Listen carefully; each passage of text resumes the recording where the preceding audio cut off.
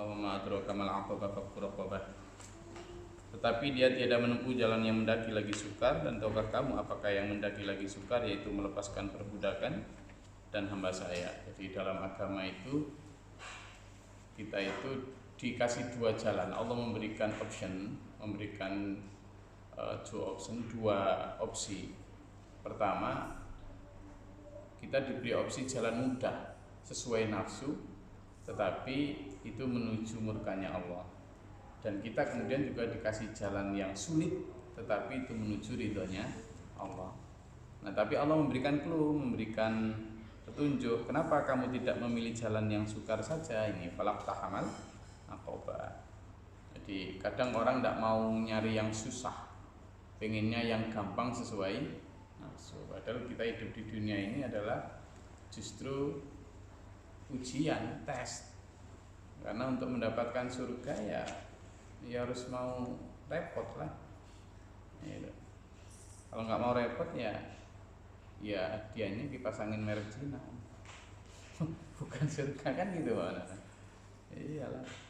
Makanya kita bersusah payah puasa, bersusah saya puasa sholat.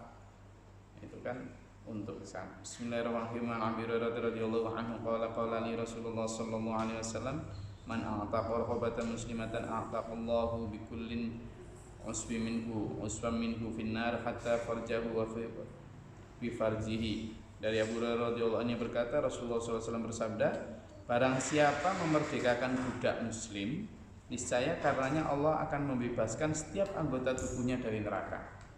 Jadi kalau dulu budak ya, tapi kalau sekarang mungkin ya membebaskan anak-anak yatim dari kesulitan biaya mereka, membebaskan orang-orang miskin dari kesedihan hutang mereka, dan seterusnya ya. Kalau sekarang karena tidak ada perbudakan, maka hal-hal seperti itu yang akan membebaskan. Jadi setiap kita membebaskan satu kesulitan orang, itu Allah akan membebaskan satu anggota tubuh kita dari api neraka.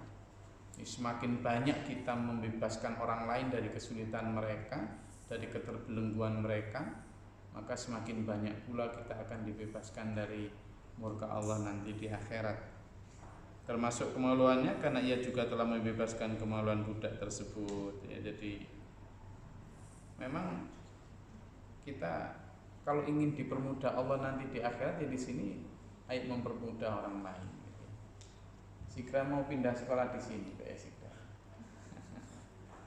Katanya minggu sudah masuk katanya. Jadi suami Mbak Nana ini orang Belanda. Keluarganya memang suaminya orang yang di Jepang tuh. Suaminya orang Jepang juga? Enggak, Asma. Oh, Sudah pulang. sudah pulang ya. Bismillahirrahmanirrahim. Abi Dzarrin radhiyallahu anhu qala qultu ya Rasulullah ayyul a'mali afdalu? Qala al-imanu billahi wal jihadu fi sabilillah. Qala qultu ayyu raqabati afdal? Wa riqabi afdal? Qala anfasuha 'inda ahliha wa aktsaruha thamanan. Muttafaq alaih. Dari Abu Dzar radhiyallahu anhu berkata, saya bertanya, wahai Rasulullah, amal apakah yang paling utama? Beliau bersabda, iman kepada Allah dan berjihad di jalan Allah. Saya bertanya, siapa budak yang paling utama? Beliau bersabda, yang paling berharga di sisi keluarganya dan paling mahal harganya. Jadi selalu begitu ya. Apa amal yang afdalu amalu ahmazuha, Mas Hendy. Jadi amal yang paling berat, yang paling bagus itu justru yang paling berat. Kita bisa memilih yang paling ringan, tetapi ya sama lah. What you give, what you get. Jadi apa yang kamu beri, itulah yang kamu dapat. Kalau effortnya santai-santai aja, ya dapatnya ya begitu-begitu aja gitu. Nah, di dalam kalkulasi agama juga sedemikian. Makanya para nabi, para rasul, para sahabat dulu menempuh ujian berat-berat karena nanti tingkatan di akhiratnya ya tinggi gitu. Karena di akhirat kan ya tingkatannya beda-beda kan. Maka kalau kita mampu, dan insya Allah kalau kita minta kepada Allah ya mampu ya. Saya rasa itu aja kajian kita pada hari ini. Ada satu lagi ya, satu hadis yang cocok kayaknya untuk kita ini Bismillahirrahmanirrahim. A'udzubillahi minasyaitonir rajim. A'budullaha wa la tusyriku bihi syai'an wa bil walidaini ihsana wa bidzil qurba wal yatama wal masakin wal jari dzil qurba wal jaril junubi was sahibi bil jambi wa ibnis sabil wa ma malakat aymanukum. An-Nisa ayat 36. Sembahlah Allah dan janganlah kamu persekutukannya dengan suatu pun, dan berbuat baiklah kepada dua orang ibu bapak, karib kerabat, anak yatim, orang miskin, tetangga yang dekat dan tetangga yang jauh, dan teman sejawat, ibnu sabil dan hamba saya. Sungguhnya Allah tidak menyukai orang-orang yang sombong dan membangga-banggakan diri. Jadi kita diminta berbuat baik pada pertama bapak ibu. Kepada bapak ibu ini apapun kondisi mereka itu tetap harus berbuat baik. Bahkan seandainya ibu bapak itu tidak taat kepada Allah pun, kita tetap harus berbuat baik. Tapi kalau taat itu ada syaratnya. Kita taat kepada ibu bapak kalau beliau berdua taat kepada Allah. Tetapi untuk berbuat baik, meskipun mereka tidak taat kepada Allah, kita tetap harus berbuat baik. Ya, tetap harus berbuat baik. Kemudian kepada anak yatim, orang miskin, tetangga yang baik. Karena bagaimanapun tetangga ini orang yang paling pertama akan menolong kita kalau kita ada apa-apa, ya kan?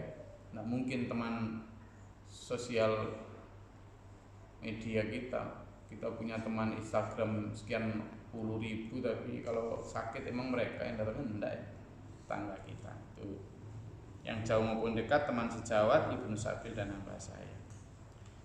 Dan Allah tidak menyukai orang yang sombong membanggakan diri. Bismillahirrahmanirrahim. Anil Ma'rur bin Suwaid qala ra'aitu Aba Dzar radhiyallahu anhu 'alaihi hullatun wa 'ala ghulamihi mithluha fas'altu 'an dzalika fadzakara annahu qad sabba rajulan 'ala ahdi Rasulillah sallallahu alaihi wasallam fa'ayyarahu bi ummihi faqala Nabi sallallahu alaihi wasallam innaka mru'un fika jahiliyatun hum ikhwanukum wa khawalukum ja'alahumullahu tahta aydikum faman kana akhuhu tahta bi yadihi falyut'imhu mimma ya'kulu falyulbisu mimma yalbasu wala tukallifuhum ma yaghlibuhum fa in kallaftumuhum fa'inuhum. Muttafaq alaih. Dari Al-Ma'rur bin Suwaid, ia berkata, ia pernah melihat Abu Dzar radhiyallahu anhu mengenakan perhiasan yang sama dengan perhiasan yang dikenakan oleh hamba sayanya. Aku lalu menanyakan itu kepada Abu Dzar. Ia kemudian bercerita bahwa pada zaman Rasulullah SAW ia pernah mencaci maki seorang, kemudian orang itu mencaci maki ibunya. Nabi SAW bersabda, sungguh kamu ini punya sifat jahiliyah. Mereka itu adalah teman-teman dan hamba saya kalian, dijadikan oleh Allah berada di bawah kuasaan kalian. Barang siapa menguasai saudaranya, ia harus memberinya makan sama seperti yang ia makan dan memberinya pakaian seperti yang ia pakai. Janganlah kalian membebani mereka sesuatu yang tidak sanggup mereka pikul. Jika kalian melakukan itu, bantulah mereka. Jadi bahkan kalau sekarang nggak ada hamba saya ya, tapi kepada pembantu saya sering miris kalau lihat ada, maaf cakap, satu ras tertentu yang kemudian memperlakukan pembantunya itu dia makan, kemudian pembantunya tidak boleh. Ternyata Rasulullah sudah memberikan arahan, apa yang kamu makan adalah yang mereka makan, apa yang kamu pakai adalah yang mereka pakai. Jadi kalau sampean mau beli pakaian, baju atau apa, upayakan juga membelikan para pembantu sampean. Kalau sampean pembantu, jadi tetap harus begitu. Ini juga kadang tuntutan untuk saya, Mas Andi, gimana kalau saya pakai baju. Makanya itu kan Allah mengajarkan kepada kita, la yaftakhiru illa khati'un, tidak akan mementingkan pribadi kecuali penjahat. Di ayat lain, hadis lain disebut la yu'minu ahadukum hatta yuhibba li akhihi ma yuhibbu li nafsihi. Tidak beriman seseorang ketika dia belum bisa mencintai diri lain sebagaimana apa yang dicintai untuk dirinya sendiri. Nah, ini memberi arahan kita ini. Kalau kita belum bisa begitu, ayo berusaha ini.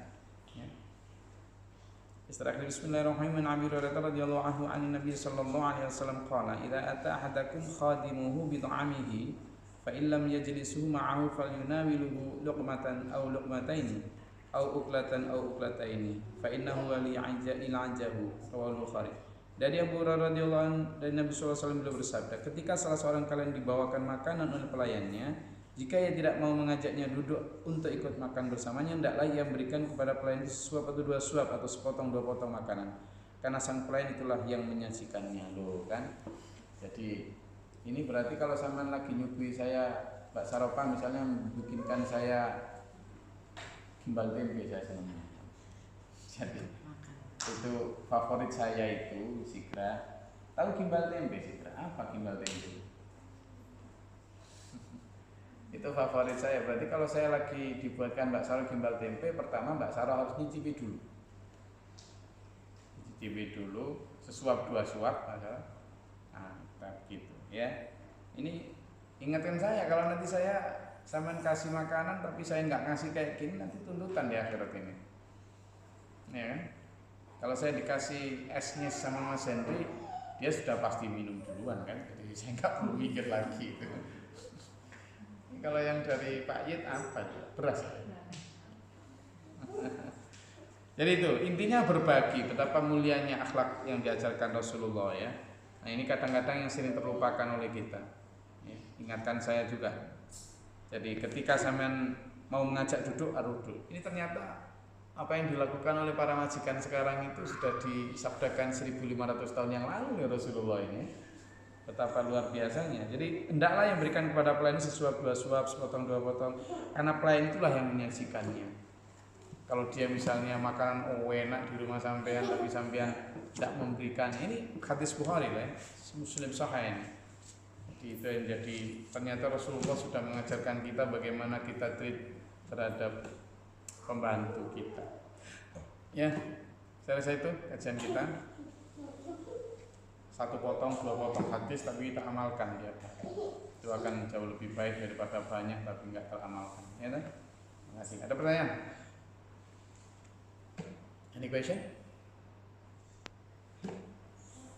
Mas Edi? Jadi?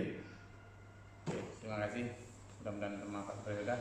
Assalamualaikum warahmatullahi wabarakatuh. Waalaikumsalam warahmatullahi wabarakatuh.